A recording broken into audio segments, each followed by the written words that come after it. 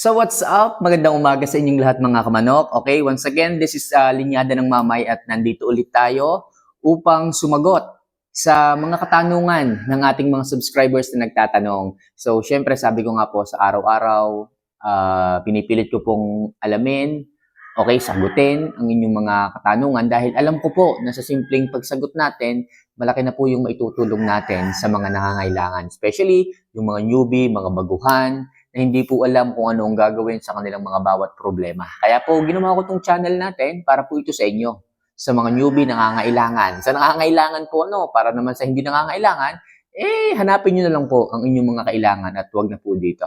Okay? So ngayon mga kamanok, huwag na po natin masyadong patagalin kasi marami nga po katanungan. Umpisahan na po kaagad natin ang ating sagutan ngayong umaga na to. So ang unang katanungan, pasadahan natin to. Galing kay Sky Cruz. Ayan, so idol, experience ko sa Bumblefoot, yung mga dumi nila na natatapakan, tapos nagtatagal sa paa nila, sasabayan pa ng mainit na panahon, tapos pag mabato pa ang tinatapakan nila. Okay, actually talagang yan po talaga yung dahilan kung bakit po nagkakaroon ng Bumblefoot yung ating mga manok. Yan po kasi yung nakatapak sa lupa o sa surface, lalo na kung simento or batuhan, masakit po yan dito sa kanilang palad o sa kanilang talampakan pagka itinuon nila. Kaya lagi ko po sinasabi sa inyo hanggat maaari kung may mga damuhan kayo dyan, okay, doon nyo po ilagay ang inyong mga alaga. Okay lang naman na may paisa-isang bato, actually, okay, umiilag naman sila dyan eh. Pwede hindi nila yung tapakan, yung paisa-isa lang naman, walang problema. Wag lang talagang purong simento yan, tapos pag uminit pa yung panahon, yung init ng surface, ma-absorb yung paa. So, doon po nagsisimula ang pagkakaroon ng Bumblefoot. Kayo ba naman, nakaapa kayo sa lupa tapos wala kayong sapin ang palad? So, possible. Talagang magkaroon niya ng Bumblefoot tapos madumi pa ang naaapakan nila.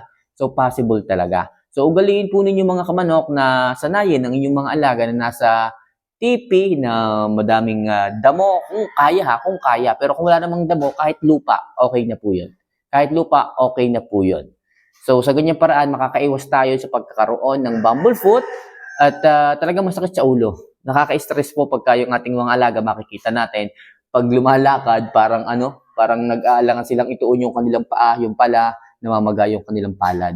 So, malaking problema, ang sakit sa ulo. Kahit gaano ka-quality ng manok mo, maganda ang itsura, maganda ang katawan, tapos makikita mo, kung maglakad, parang papagewang-gewang o parang hindi komportableng lumakad, masakit sa ulo. Kaya kung ako sa inyo mga kamanok, subukan niyo po yung fermented Jackie Oats. Kasi yan po ang aking nasubukan. Simula nung ako po ay naghalo ng fermented Jackie Oats sa pagkain ng aking mga alaga. Yung mga may Bumblefoot dati, yung mga nagsisimula pa lang, kita ko nawawala eh. Tumitigil tapos yung may mga malalaking Bumblefoot, nakikita ko, kahit malaki na sila, actually, hindi na po yun babalik sa dating flat eh. Ang mangyayari lang po dyan, magiging okay na po, yung pumamaga, mawawala, tapos yung pinakamata, liliit. Ganun po hanggang sa makikita nyo, komportable na po silang lumakad. So para sa akin, okay na po yung ganun. So na-try ko yun eh. Nasubukan ko hanggang ngayon, wala na akong problema pagdating sa Bumblefoot ng aking mga manok. Lahat okay na.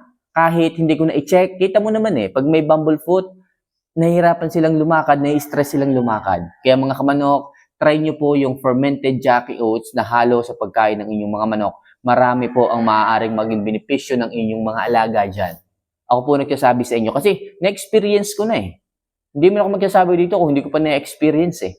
Wala akong karapatang magsabi kung hindi ko pa na-experience. Pero na-experience ko na, subukan nyo naman po, wala naman po itong mawawala. Okay, wala man pong mawawala sa inyo, wala lang po sigurong maaabala sa inyo. Kung hindi nyo magustuhan, saka nyo po alisin. Pero pakiusap ko, subukan nyo po muna si fermented Jackie Oats. Napakaganda po niya. Okay, so next comment tayo dito. Galing kay Jaynard Publico. Ayan, so Idol, good evening po. Idol, ano po ang magandang patuka sa 4 to 5 months old? Thanks, Idol, sana mapansin. Okay, Jaynard, pagdating sa 4 to 5 and up, Enerto na po yung aking ibinibigay sa kanila. Sa 3 months old nga nag-e-Enerto na ako. Kapag nailagay ko sila sa TP, nailagay ko sila sa sa cordings, enerto na po. Sinasanay ko na po sila dyan. Okay, sinasanay ko na po hanggat maaga pa lamang, tapos may lahok o may halo po tayong fermented Jackie Oats. Hindi po mawawala yung fermented Jackie Oats kasi siya po yung nagbibigay ng maayos na digestion sa ating mga alaga. Kaya makikita nyo yung mukha, yung paa, yung balahibo makikintab. Okay, wag lang po talagang maglulugon. Okay, talagang dry up na po yung balahibo. Pero yung mga alaga nyo na galing sa lugon, okay na yung bihis, maayos po talaga. Maayos, mapula ang mukha, hindi namumutla. Kahit po yung mga lugon, hindi na po namumutla eh. Okay, actually talaga masusungit yung mga lugon. Yung mga lugon kong naririto. Okay, bakit po ganon? Kasi nga po, maganda po yung kinakain. Kaya po sumusungit sila, na-stress po sila kapag naglulugon kasi masakit ang katawan. Pero ang kagandahan, hindi po sila namumutla. Hindi po sila nagiging late maturing. Alam niyo naman siguro kung anong ibig ko sabihin. Kasi may mga manok na naglulugon, nagiging late maturing ulit. Alam mo yun, nagiging low maturity ulit. Kahit na sila ay high maturity or early maturing noon, bakit nung naglugon, biglang ano sila? Alam mo yun? Nalungkot. Naging late maturing ulit. So, once na pinakain niyo po sila ng fermented Jackie Oats, makikita niyo po, masigla po sila kahit lugon. Parang hindi po nila nararamdaman yung stress. Okay? So, next question tayo dito. Okay, so yun, Jaynard Pablico ha. Pagdating sa 4 to 5 months, enerto na po ako na may halong fermented Jackie Oats. Wala na pong ibang vitamina, yun lang po. Pagdating sa maintenance po yun, mga kamanok. Okay, so next comment tayo dito. Ito, galing kay Michael Sadicon. Sa akin, idol, 2 months pa lang, ang takaw na ng fermented Jackie Oats. Wala namang pong problema. Kahit po yung 2 months, pwede nyo pong ipa-adapt dyan. Ang akin lang pong advice, wag po masyadong marami. 1, 2, 3, okay na po yun sa 2 months.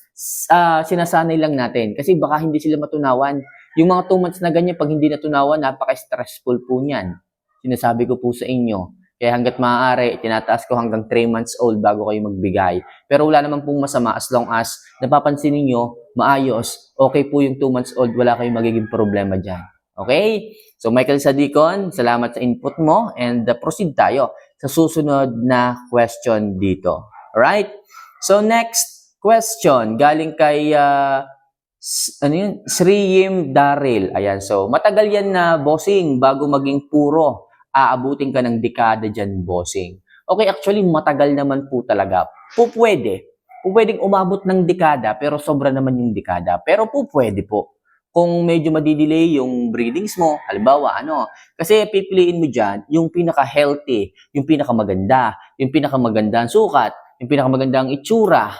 Okay, depende po yan sa inyo, sa standards ninyo, kung paano nyo sila i-breed. Kasi nga po, ilang pabalik-balik, ilang generation ang nangyayari dyan, pabalik-balik, at matagal po talaga yan. Yung tipong sasabihin yung pure, okay, yung 95% ganitong linyada, tapos yung natitirang 5% ganitong linyada, medyo matagal po ito. Kaya po pagdating sa mga farms, iniingatan po nila yan. At yung itatanong po ninyo kung magkano ang kalakaran, magugulat na lang po kayo. Okay? Yan po ay kaunting idea lang sa mga hindi pa ganun abot ng idea ang breeding. So talagang pricey po ito pagdating sa mga farms kasi hindi po biro yung panahong gugugulin, oras na ibibigay, pagkain na makukonsume, vitamins, and syempre yung mga rejects, defectives. Hindi po pwedeng i-proceed yung mga defectives kasi minsan out of 10 na mga pasisiw, maggugud lang po ng 2, minsan 1, minsan wala. So, doon po nagtatagal at nadidelay ang breedings ng proseso ng pagpapapuro. Okay, sa mga ganong klase ng breedings. Pagka maraming rejects, possible wala tayong makuha at mai-breed. Possible 1 o 2 lang. Kaya po tumataas ang kalakaran. Okay, sana po maintindihan po ninyo. Yung sinasabi ni Daryl na 10 taon, pwede po itong mangyari. Pero hindi naman po siguro aabuti ng ganon. May possibility lang po. Okay? So, last question muna po tayo. Okay? Okay. So, ang sunod na katanungan natin ay galing kay Adolfo kupin. Sa 10 heads, gaano po karami ang ihahalo sa patuka nitong dextrose powder? Okay, actually, hindi naman to kailangang kuhanan ng numbers. So, sa 10 manok, possible ako po pwede ako maghalo dyan ng kalahating kutsara lang na dextrose powder. Okay na po yun, panghalo lamang naman po ito. Mas mahalaga pa rin yung feedings. Okay? Yung balancing feedings ng crude protein, grains, okay, at pellet. Ito kasing dextrose powder, okay lang po ito kahit mapakonti, mapasobra ng konti, okay lang po yan.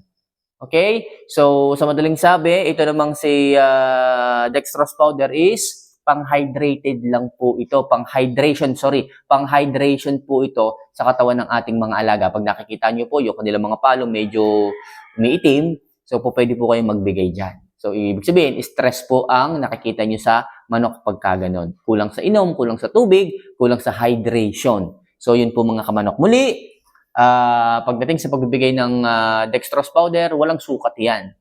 Okay? Yung kalahating kutsara, okay na po yun sa 10 manok. Halo, kung kailangan dagdagan, kalahati hanggang isa, okay lang din naman po yun. Okay? So much for this. Sana kahit paano mga kamanok, nasagot ko po ng maayos ang inyong mga katanungan. And sa mga gusto pa rin magtanong, ilagay nyo lang po yan sa baba. Pag-usapan natin yan at pagkwentuhan. Ito naman ay usapang magtutropa lang tayo, hindi iba. Okay, kung kayo is nakakakuha sa akin ng mga tips, salamat. And ako din naman, hindi ako titigil na maghanap, mag-monitor, or pumulot ng mga tips na alam ko makakatulong sa akin. At sana ganun din po kayo. Okay, so mga kamanok, see you for our next vlog. Mahal ko po kayo. Paalam.